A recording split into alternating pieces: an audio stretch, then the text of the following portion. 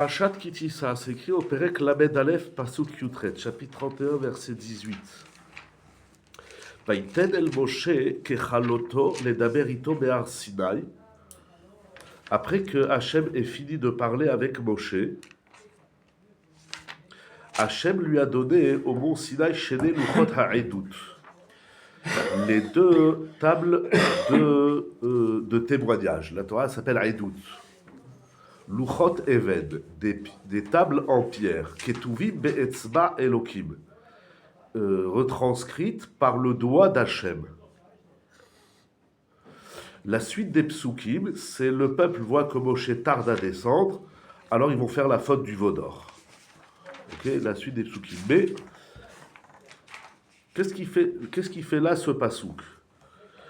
Alors il dit Rashi, on ne va pas faire tous les Rashi dans les mots, je voudrais m'arrêter avec vous sur un Rashi avec ici une idée très importante du Maharal, fondamentale.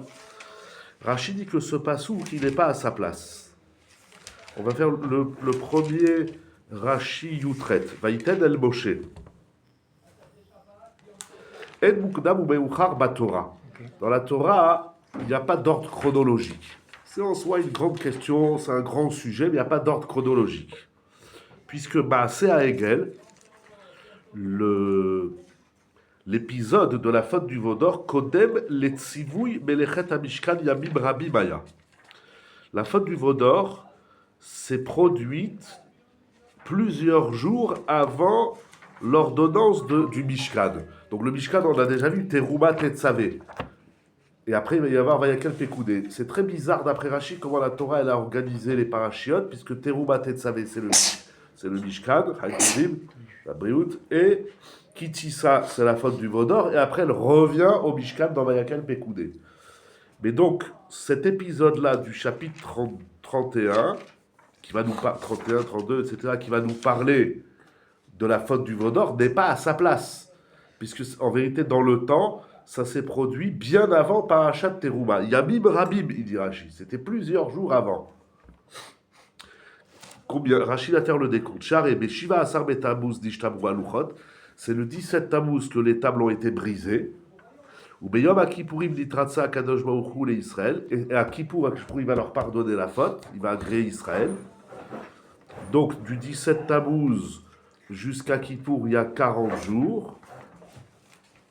Non, il y a du 17 Tammuz à Rosh Chodesh Av, aidez-moi, du 17 au 30, ça fait 13. Non. Ouais, 12. 13, d'accord. 13, Tammuz. Après, il y a Av. Donc, ça fait encore 30 jours. 33. Ça fait 60 et quelques alors.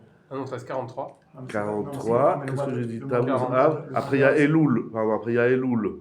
Ça fait encore 30, ça fait 60. 73. 13. Non. Mais c'est pas 30. C'est pas 30 jours. Oui, non, mais c'est pour arrondir. Oui, à peu près. Là, on a 73, Encore une fois, il y a de 17 Tammuz à Av, il y a 13 jours. Ok. Tammuz. Après Av, 30 jours, donc ça fait 43. Plus 30 jours 73. de Elul, ça fait 73. Plus 10 jours jusqu'à Kippour. 83. Donc il y a 83 jours. Il y a à peu près 80 jours d'après Hachi. Ouais. 80 jours, ça fait 2 mois, à peu près 2 mois et demi presque. Donc, Ulmachorat Itrilut Benedabat Mishkan, Veukam Be'echad Benissan. Et ils vont commencer à récolter les dons du Mishkan, et le Mishkan, il va être dressé qu'en Nissan. Bon, ça, c'est encore une autre histoire. Et donc, ça veut dire qu'entre les cassures des Luchot et le Mishkan, il y a, on a dit, 80 jours. Donc, c'est-à-dire que le Chet HaEgel, il s'est produit 80 jours avant l'ordonnance du Mishkan. Pourtant, la Torah, elle nous écrit le Mishkan après, elle nous écrit la faute du veau d'or après le Mishkan. Donc, c'est pas écrit dans l'ordre. Rashi ne dit pas pourquoi et comment, c'est une grande question. Le Ramban, il n'est pas d'accord avec lui.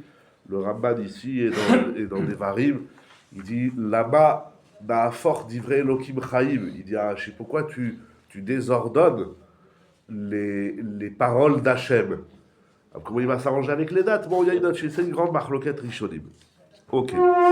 Donc, la Torah nous dit qu'après que Hachem il a fini de parler avec Moshe, alors c'est-à-dire quoi? Kechaloto, Si vous voyez bien, le mot kechaloto dans le pasouk, vous savez que dans la Torah, les mots se lisent avec les voyelles, donc kechaloto, mais ils peuvent se lire aussi sans les voyelles. Et si on lit sans les voyelles, ça fait kechalato, kekalato. Et il dit Rashi, faisons le deuxième Rashi aussi, kekalato ktiv chaser. Il manque le vav entre le lamed et le tav. Chez Nimsara lo Torah bematana kekala le chatan. Alors c'est très bizarre ce qu'il dit Rashi. D'abord, avant la question, la Torah a été transmise à Moshe en cadeau comme une kala à un khatan. Mais une kala à un khatan, c'est pas un cadeau. C'est pas un cadeau entre la kala et le khatan. C'est le cadeau. L'homme, il a fait un kinyan, avec Chetli, C'est un cadeau. donc, tu vois, c'est pas un cadeau, c'est un Devoir. oui, c'est un devoir que l'homme il a envers sa femme. Il y a la Ktuva, Ikar Ktuva de Non, mais c'est pas Waïta. ça, c'est kekal, les khatan. C'est bizarre. C'est même pas ça. Je sais pas pourquoi Rachid dit qu'un kala c'est un cadeau à son ratan. C'est pas. Bon, on continue. Quand on comprend pas, on continue. Chez Loyaya Cholimot Kula Bisman Mouad Kazé, parce que mon cher Benou, il était impossible d'étudier toute la Torah en 40 jours. Dans quelques jours, il a fait un cadeau. En 40 jours, Yallah, il a appliqué, je sais pas, quand il a mis des puces de partout, mais qui se trouve, il a appris toute la Torah en 40 jours. Davar Acher, autre explication. Makalamit Kachetet Be'esrim Ve'arba Kishutin, Hen Amurim Be'sefer Ishaya. De même qu'une kala, une mariée, elle doit se parer de 24 parures, 24 bijoux, voilà, comme ils sont décrits dans Yeshaya. Af, de même, Talmid Racham, Tzarich Liot Baki Be'esrim Ve'arba Sfarim. Le Talmid Racham, il doit être érudit dans les 24 livres de la Torah, ce qu'on appelle le Tanakh. Alors, il faut connaître Yeshaya, Yehuda, bien sûr, Yoshua, Shoftim, Melachim, Shmuel, etc., etc. Donc, après qu'Hachem ait fini de parler, et il a parlé donc avec Moshe, avec cette dimension de Kala à comprendre, Hachem, ça s'appelle les Daber Ito. Hachem, il a parlé avec Moshe. C'est incroyable que le don de la Torah, ici, c'est défini comme étant la parole d'avec Moshe. Dans Shemot, dans Yitro, c'est écrit Ele Adevarim Asher Diber Hachem El Moshe. Je ne sais pas si j'ai Yitro ici, oui. Asher Diber El Moshe. Hein? C'est Diber El. Ici, c'est Et, Ito. Chaque fois que la Torah elle reparle d'un sujet, elle rajoute bien sûr des dimensions, des aspects. Oui, ce pasouk. Vehar. Vaidaber Elohim et Kol. C'est dans Shemot 19, Perek Rav Pasuk Aleph. 20, chapitre 20, Pasuk 1. Vaidaber Elohim et Kol Advarim, il est les morts. C'est Hachem qui parle. Mais là aussi, on peut dire que c'est Hachem qui parle. Oui, mais là c'est écrit Ito, les Daber Ito. Il parle Eh avec ben, lui. Moshe, il parle avec lui, avec Dieu. Non, d'abord dans la traduction. Vaïten el Moshe. Hachem donne à Moshe, il va lui donner les louchot, lorsqu'il a fini de parler avec lui. D'abord dans la Torah, on dit jamais parler avec, on dit parler à, les Daber el ben Israël. Ça veut rien dire parler avec quelqu'un, on parle pas avec. En français, on dit avec qui tu parles. On est bon, c'est comme ça. Comment on dit C'est parti et tout. Oui, dans l'hébreu moderne. Voilà. Mais dans la Torah, c'est plutôt elle, Vaïdaber Elav. Daber El Ben Israël. Tu parles vers quelqu'un, tu parles pas avec quelqu'un. C'est bizarre. Mais dans les mots, c'est quand même c'est un sujet à côté. Et moi, quand je vois le doigt de Dieu, ça me fait vraiment penser à, et c'est ce que je vérifiais, c'est les mêmes termes, c'est pas dans le beau, c'est la paracha d'avant. Quand les divins, Oui. les devins, ils disent c'est le doigt de Dieu. C'est quand même bizarre dans la Torah, tu ne mets pas des mots au hasard. Pourquoi on parle là du doigt de Dieu avec le même terme et Ouais, avant comme aussi. dans les Makot, Ouais. comme dans les Aseret Adiberot. Très bonne question. Il n'y a pas de rachis sur ça. C'est quoi Je crois que c'est Quoi, gravé le doigt avec le de- doigt d'Hachem et Tzba Elohim, sous Elohim, c'est le din. Bon. Ouais, c'est la même expression. Qu'est-ce qu'il lui dit? Les Daber Ito. On va revenir avec. C'est de ça que je voudrais parler avec vous. Vous étudiez avec vous le Maharal. Les Daber Ito. Qu'est-ce qu'Hachem il a parlé à Moshe? Achukim ve'amishpatim shebevele amishpatim. Hachem il a dit à Moshe, pas seulement les Aseret Adiberot. Il lui dit les Aseret Adiberot. et il va lui dire également toutes les lois qui sont dites dans Parashat Mishpatim. Les Daber Ito, de parler avec lui, après qu'Hachem ait parlé avec Moshe, il dit Rashi, Melamed, Sheaya Moshe Shomea Mipi Agvura. Cela nous apprend que Moshe, il entendait de la bouche de la puissance, donc Hachem lui parle, mais si c'est que ça, on ne voit pas encore le avec. C'est Hachem, il s'adresse à Moshe. Il dit Rashi Vechozrim Veshonim et Halacha Shneem Yachad. D'abord, Hachem, il enseigne, Chavruta. Hachem, il parle à Moshe, il lui dit viens aller à Mishpatim, c'est les lois du Evet Ivri, et tous les dinim qu'il a écrit, toutes les lois qu'il a écrites dans Mishpatim. Moshe, il écoute, et après, Moshe, il parle. Donc, ils ont bien parlé, ils ont parlé ensemble, ils répétaient. Voilà, Beyachad. Vechozrim Veshonim et Halacha, il reprenait, il révisait, il réenseignait la halacha, les deux ensemble. Donc les Daberito, c'est pas que Dieu parle à Moshe, c'est Dieu, il parle bien avec Moshe, donc tous les deux, ils parlent. Tous les deux, Moshe, il n'est pas passif, Moshe, il est complètement actif dans la Kabbalat Torah, dans le Limoud. Il étudie avec Hachem. Incroyable. Nous, on voit un Moïse qui est au Mont Sinaï, et Dieu lui parle, et Moïse, il dit Amen, et puis voilà. Non, Moshe, il dit attends, une seconde, attends, on reprend. C'est quoi le Evet Ivri, c'est quoi tous les dinim, et là-bas, la Shabbat Ameda, il dit attends, une seconde, on reprend, on commence. Là, comment il dit Berki, on reprend. Non, Chamol, encore une fois, on a parlé, allez, on reprend. Incroyable. Il dit le Maharal. Vous voulez faire la photo, Mechila, c'était pas prévu, hein. C'est au pied levé, hein. Moi, c'est bon, j'ai déjà, si vous voulez. Ah, tu l'as. Vous allez faire les notes ou que le. En fonction du temps, on va voir. Juste c'est quel. Et de ce côté aussi. 31. De ce côté aussi. Il est là, il y a les notes. On a nickel Passouk. Ou traite. Non. Oui, pardon. Oui, c'est ça. Oui. Alors il dit le Maharal. Pourquoi Rashi précise à Chokim à Mishpatim, chez Bevele à Mishpatim, Hachem il a parlé avec Moshe les lois qu'il y a dans Mishpatim. Il dit Rashi, l'odivre à Mishkan. Ça veut dire, Vaïten el Moshe Keraloto les Daberito. C'est pas qu'il a fini de lui dire le Mishkan, parce que si on suit l'ordre des parachiotes, eh bien, juste avant, on a parlé du Mishkan. On aurait pu traduire après que Dieu ait transmis à Moshe les lois du Mishkan. C'est pas ça. Pourquoi? Comme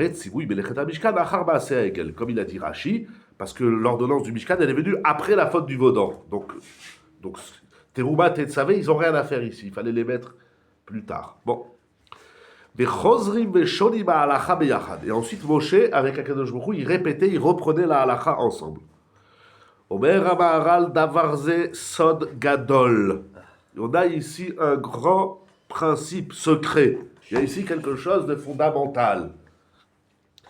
Qui dit vrai Torah Mechuyavim Shiekol Dibour Vedibour Kach. Il s'impose que quand on étudie la Torah, ça soit ainsi. C'est-à-dire que le Maharal, il dit ce qu'il a fait Moshe Rabbeinu, on doit tous le faire.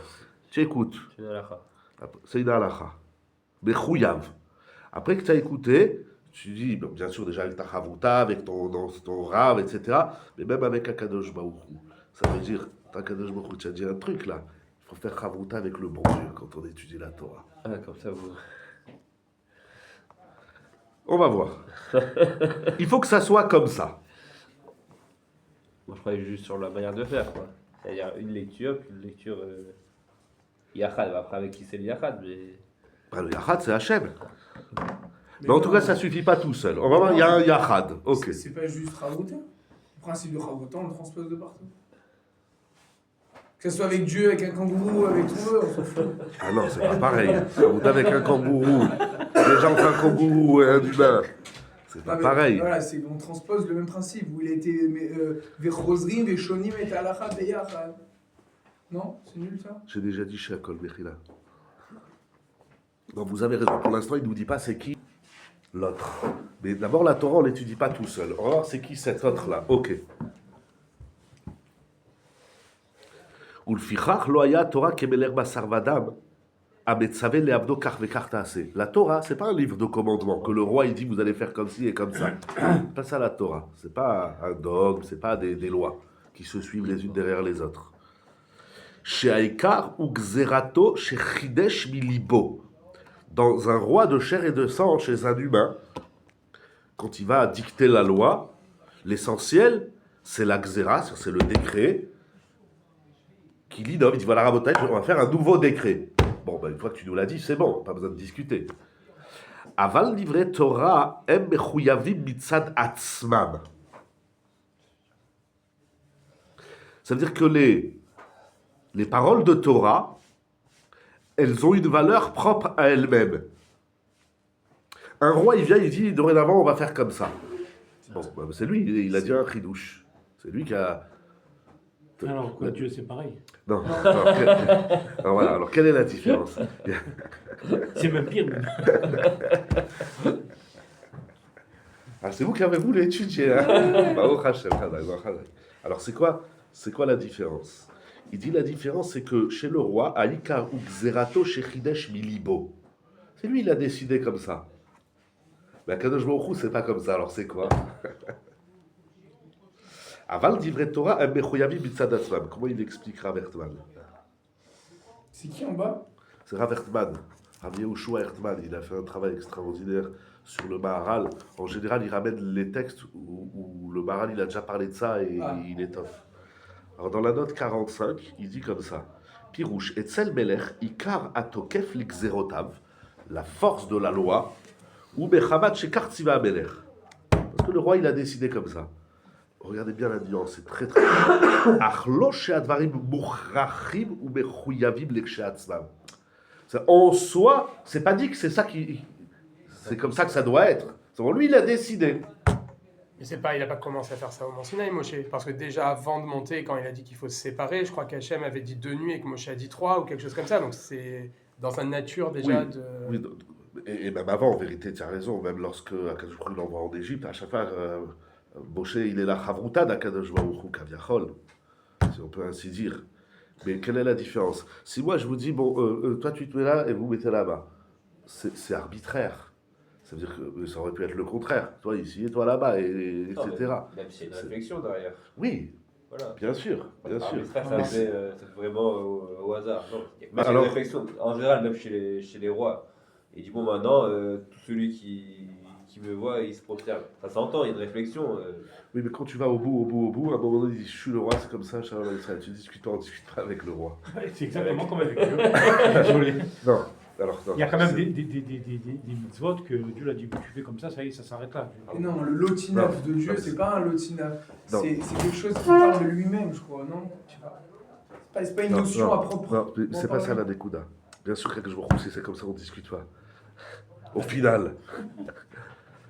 Mais le c'est comme ça d'Akadosh Baruch Hu, parce que c'est comme ça et ça peut pas être autrement. Ok. Chez le roi, on voit bien, il y a 70 nations. Ce que un roi décide, on voit bien que ça fait pas l'unanimité, parce que dans le pays d'à côté, ils vont faire juste le contraire. C'est-à-dire que chez l'humain, toi tu dis une zvara, donc tu vas décider comme ça. Moi je dis une zvara, je vais décider le Chacun contraire. pense à ça. Chacun, comment il ressent, disons même si c'est réfléchi, c'est sa réflexion, etc. Mais c'est pas mechouyav, c'est pas, par exemple, tous les humains respirent, ça c'est mechouyav. C'est-à-dire que ça s'impose que c'est comme ça. Mais maintenant que la loi, je sais pas, je dis en l'air, c'est qu'on paye 2% d'impôts ou 25% d'impôts, c'est pas mechouyav. Si c'était mechouyav, ça revient comme ça à toute l'humanité. Mechouyav, ça s'impose. C'est comme ça et ça peut pas être autrement. Ok. Et ça doit être valable à tout le monde. Ce qui est, quand je mets une graine, je la mets dans la terre, le teva, ça s'appelle d'ailleurs des chukim aussi, chukot shamayim baaretz, quand je mets une graine dans la terre, ça va pousser. Il a mis un chok qui s'explique par la science, etc. Mais on n'a pas vu quelqu'un qui a mis une graine dans la terre, et une graine de pommes de terre, au lieu de pousser des pommes de terre, eh ben non, les pommes de terre, ils ont dit non, nous on fait la grève, des agriculteurs, blablabla, eh ben, on va faire pousser des dollars. Et le cas d'abord, ça n'existe pas. Parce que c'est Mechouyav, c'est comme ça, et ça ne peut pas être autrement. Et ben dans la Torah aussi, c'est quand Akadosh Baruch Hu, il a dit, tu manges de la vache et pas du cochon, c'est pas bon, parce qu'on ne peut pas tout manger pour mille et une raisons qu'on ne sait pas ou qu'on cherchera. Non, c'est qu'il y a une volonté que c'est comme ça et que ça ne peut pas être autrement. Non, je dis pas Que bien. pour les non, Choukim Non, Non, non, même les pas. Mishpatim. Mishpatim, ok. Les Mishpatim. C'est pas une valeur intrinsèque à elle-même, propre à elle-même. Est-ce qu'il y a un roi non plus? Chez les rois, chez les humains. Mais dans la, Chez dans Dieu la non Torah, plus. c'est une valeur. Voilà. C'est pas j'avais le intrinsèque, mot. puisque c'est seulement au J'avais- peuple juif déjà. J'avais pas le mot. Ce qui est dans la Torah, c'est objectif. C'est absolu. Chez les humains, c'est pas absolu, c'est subjectif. Voilà. La Torah, c'est de l'absolu. C'est pas, voilà, c'est pas subjectif. Même si des fois on la comprend pas, cette subjectivité. Oui, Cette objectivité, pardon. des fois ou jamais. Non, jamais, ouais. C'est comme ça. Mais c'est pour ça qu'elle s'impose. Mais on voit bien, surtout aujourd'hui avec la démocratie, mais même avec les rois, c'est même quand il y avait la monarchie, etc. Quand un roi il vient, quand un président il vient, les trois quarts des règles, elles changent. Disons comme ça. Pourquoi elles changent? Parce que lui, il a compris comme ça. Lui, il était de droite, moi je suis un peu plus à droite ou un peu plus au centre, etc. Et bon, ben, on va modifier. Mais dans la Torah, rien ne se modifie. C'est absolu, ça ne bouge pas. Et ça, il faut le comprendre dans la Torah. Il faut le comprendre. Hein? C'est un des carrés du Rambam. Oui. Chez Zot, la Torah l'otishtane leolam.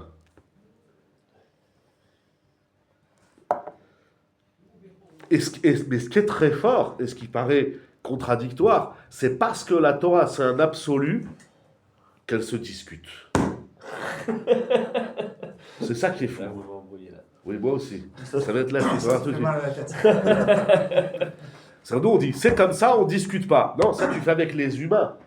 Dans le chilour, dans le couple, à l'école, avec la société.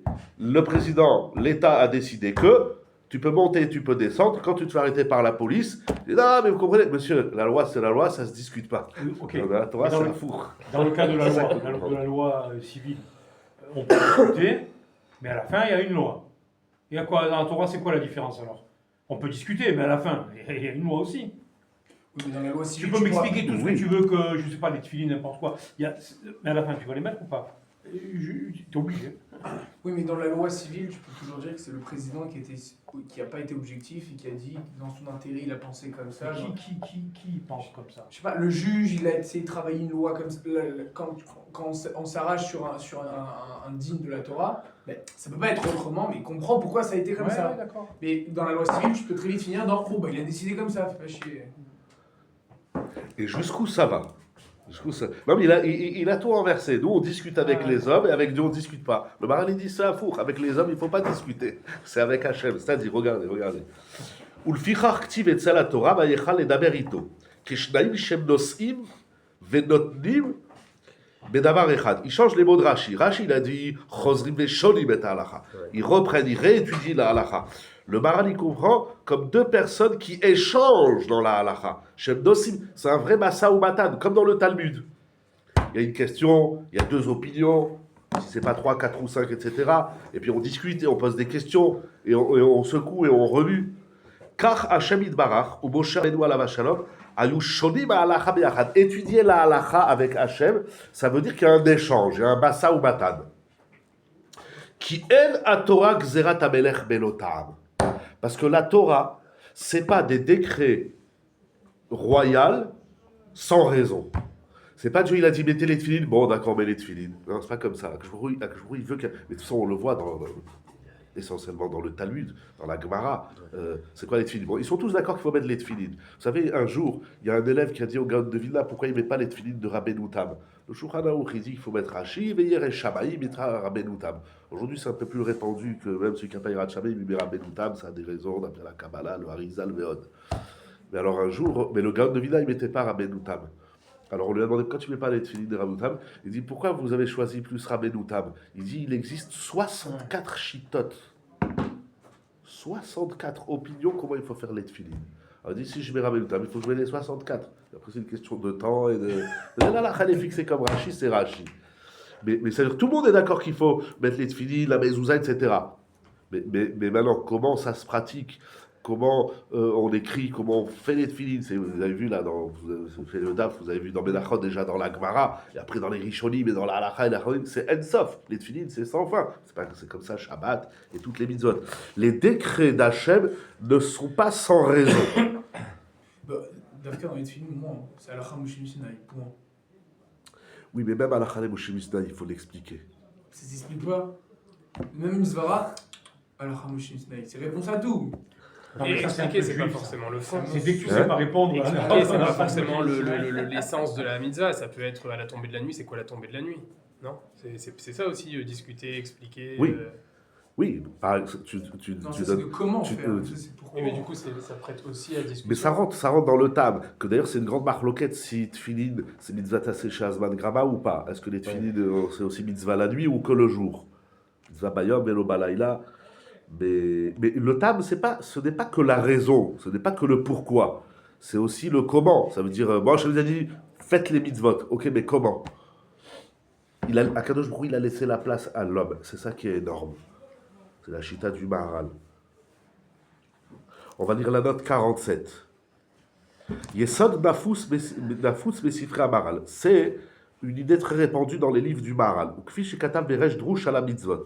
Vezele Shono. Shem Torah unach ala mitzvot. Ça veut dire quoi le mot Torah? C'est quoi la Torah? C'est quoi la Torah?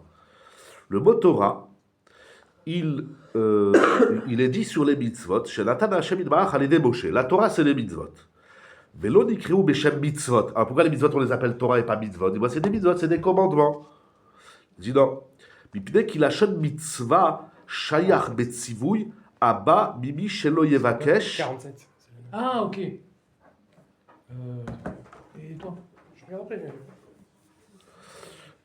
Ki lashon mitzvah shayach betzivui. Le terme mitzvah, ordonnance, commandement, ça vient mimi shelo yevakesh. Quand tu dis mitzvah, commandement, c'est que celui qui reçoit le commandement, il ne cherche pas obligatoirement à comprendre l'enjeu et l'essence de l'ordre. Il y a un ordre, bon ben c'est comme ça. Rak kol tachlito leshetiye tzivui odaasit. Le but, c'est qu'il réalise l'ordre. Or, Hashem idbarach racheku marchevotav misé. Il est violent le Maharal. Akadosh Baruch Hu, dans ses pensées, Kaviachol, il est loin de ça. Il ne veut pas qu'on prenne les mitzvot comme des commandements qui s'imposent, un point, c'est tout. Pas Il veut comme un pas code ça. civil. Pas comme un code civil. Il veut quoi alors? Pas On des va voir tout robots. de suite. Il ne veut pas des robots. Vechafetz, et Akadosh Baruch Hu, il veut, chez Yedrou, veyavinu, kol inyan mitzvah. Il veut qu'on sache et qu'on comprenne tout l'enjeu de la mitzvah. Ulkach nikreu Torah lashon horaa. C'est pour ça que les mitzvot, elles s'appellent Torah. Qu'est-ce que la mitzvah? Elle t'enseigne, elle t'apprend, elle te propulse, etc., etc. Ah, mais j'ai fait la mitzvah. Non, Hachem, il ne veut pas, voilà, des robots, il ne veut pas, ça n'intéresse pas. Mais c'est dangereux de parler comme ça quand même. Shemore dvarim asichliim shebahem achokma. C'est exactement le mot robot. C'est quoi la différence? Il dit la différence, c'est que celui qui fait les mitzvot juste parce que le bon Dieu il a demandé, alors c'est pas un chacham. Il n'a pas de sechel. Mais celui qui cherche, celui qui est dans la recherche de la yedia et de la havana, alors il va travailler la chokma. Et la Torah, c'est une chokma. C'est dangereux. Pourquoi c'est dangereux? C'est dangereux parce que je serais tenté de dire telle mitzvah, je veux bien la faire, mais comme je la comprends pas pour l'instant, mais je la fais pas. Je vais d'abord essayer de la comprendre. Il n'a pas et dit après, ça. Non, il n'a pas dit qu'il a dit. Il n'a pas dit ça. Mais Le j'ai Maharal, dit il ça. dit pas que mais il dit qu'il faut mêler la chokma à la asiya. Il faut les faire parce que le bon Dieu, il a dit. C'est comme ça. Mais ça ne s'arrête pas là. Ça, c'est le début. L'action, c'est le début. C'est le Ah naasé. oui, il faut commencer par l'action. Il faut commencer par l'action. L'action, elle ne bouge pas. Mais il faut mettre de la chokma. On ne peut pas, surtout, c'est vous qui avez dit tout à l'heure, surtout ce qu'on fait, on ne peut pas toujours se cacher. Ouais, c'est comme ça, on ne comprend rien, mais c'est comme ça, et puis c'est tout. On n'a pas besoin, Hachem, il n'avait pas besoin de nous donner un sechel. Le sechel, c'est pas que pour les choses de la vie, du quotidien, etc., la parnassa ou le monde. Non, il y a une chokma dans la tki, chokma trem ou binatrem, les abim. Il faut se casser la tête. Les rishonim, aujourd'hui, c'est vrai qu'on a plus tendance parce que le Ham Israël, il a connu des mouvements comme Malheureusement, là, Scala ou d'autres qui ont tellement réfléchi, disons, il y a à nous qu'ils ont réfléchi. Mais allez, mais voilà, ils s'appellent la Scala, les masculines, les intellos. C'est vrai qu'aujourd'hui, ça manque. Ça manque. Moi, je dis, j'ai remarqué, comme c'est filmé, alors je ne peux pas dire tout ce que je pense, mais j'ai remarqué que le judaïsme aujourd'hui en France, en 40 ans, il a changé de facette. Avant, les Français, et on était très connus pour ça, les Français, c'était des gros intellos. Je ne veux pas dire des noms de rabbinim ou de penseurs qu'il y avait en France dans la Torah. Vas-y, un télo. Des gars qui pensent la Torah. Aujourd'hui en France, le judaïsme, c'est beaucoup du folklore, c'est beaucoup du... Allez, le grand peuple, le Amcha. Il n'y a pas beaucoup, pardon si je me mets de l'autre côté, mais il n'y a pas beaucoup de gens, en tout cas, il n'y a pas dans la masse, il n'y a pas beaucoup de gens qui veulent réfléchir à la Torah. Aujourd'hui, la Torah, c'est très ségoula, c'est très folklore, c'est très... Il n'y a pas beaucoup de gens. Moi, je fais avec vous du Maharal parce que j'aime le Maharal et parce que vous, vous aimez réfléchir, mais les gens, c'est très difficile. Ils veulent des belles histoires, Les Français, c'était des grands intellectuels avant. C'était... À Strasbourg, c'est un peu comme ça. Oui, ok, dans certains milieux qui ont une certaine façon de penser. Je ne dis pas qu'il n'y a pas, je ne dis pas qu'il n'y a plus. Mais, bon, alors pour citer des noms de rabbinim que j'estime, même Rav Eliaou Abitbol, que je prie de la santé et de longue vie, Rav Eman, c'était Alav Shalom, Rav Klapish,